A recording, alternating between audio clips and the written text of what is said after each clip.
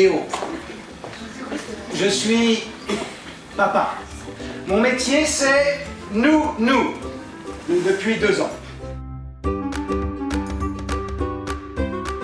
Lundi 5 mars, la compagnie Théâtre du Grabuge est venue au lycée Paul Héroux afin de présenter sa pièce Léo, parfait nounou.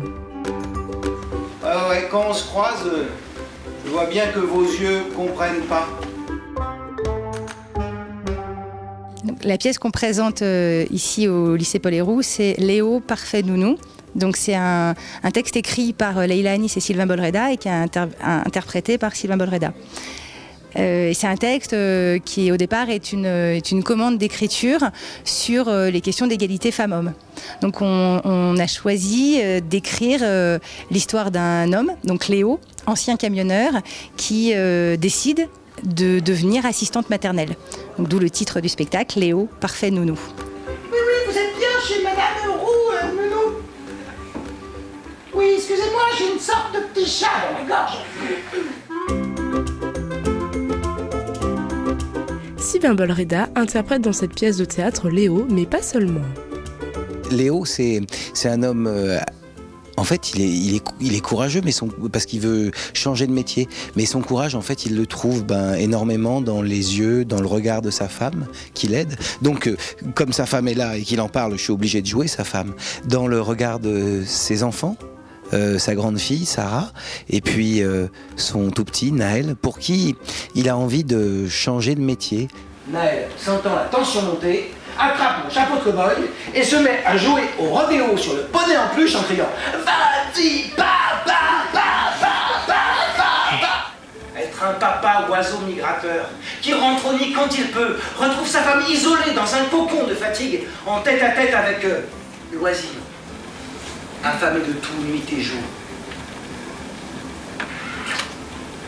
À 20 ans, ça lui faisait rigoler d'être un cow-boy solitaire, d'être un routier avec un beau camion et de bien s'amuser. Mais là, maintenant, ça ne l'amuse plus. Il a envie d'être avec sa femme, il a envie d'être avec ses enfants et de découvrir ce que c'est qu'élever un enfant. Et donc, sa femme lui conseille de devenir assistant maternel. Et donc, il va se lancer dans cette aventure un petit peu comme un héros mythologique parce qu'il va découvrir un monde qu'il ne connaissait pas du tout. Toujours sous le regard à la fois bienveillant de collègues de travail, comme une collègue assistante maternelle qui s'appelle Alice, mais aussi sous le regard de femmes qui trouvent que c'est bizarre qu'un homme veuille faire ce métier-là, d'hommes qui pensent qu'il trahit les hommes. Tu comprends, être nounou comme on est une femme, c'est naturel. Alors que pour un homme, ce doit être hyper répétitif, ennuyeux de ne rien faire d'autre de ses journées que de torcher des mômes. Le boulot, c'est le boulot, qu'est-ce que tu veux, faut aimer bosser. Les autres nounous ont éclaté de rire en m'entendant moucher la morue. Depuis, elles me proposent de partager leur banc.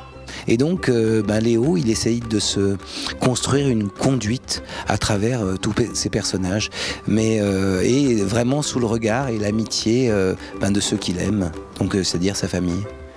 Merci Léo. Merci pour Marc. Merci pour moi. C'est dans le cadre d'un projet sur la journée des droits de la femme que des étudiants ont fait appel à cette compagnie de théâtre. Donc c'est dans le cadre de notre projet sur la journée des droits de la femme.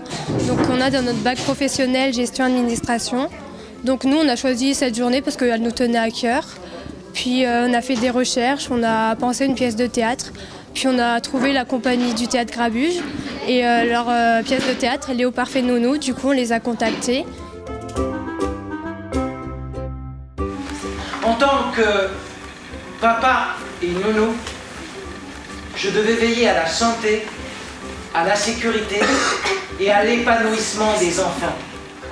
C'est vrai qu'on a fait beaucoup de recherches et on a trouvé que, quand on a lu le résumé, on a trouvé que vraiment ça collait. On s'est dit, pourquoi pas la mixité homme-femme. On a trouvé que c'était vraiment un bon projet, surtout ces temps-ci avec tout ce qui se passe, donc entre l'inégalité du salaire des hommes et des femmes et surtout qu'un homme puisse faire un métier de femme et une femme puisse faire un métier d'homme.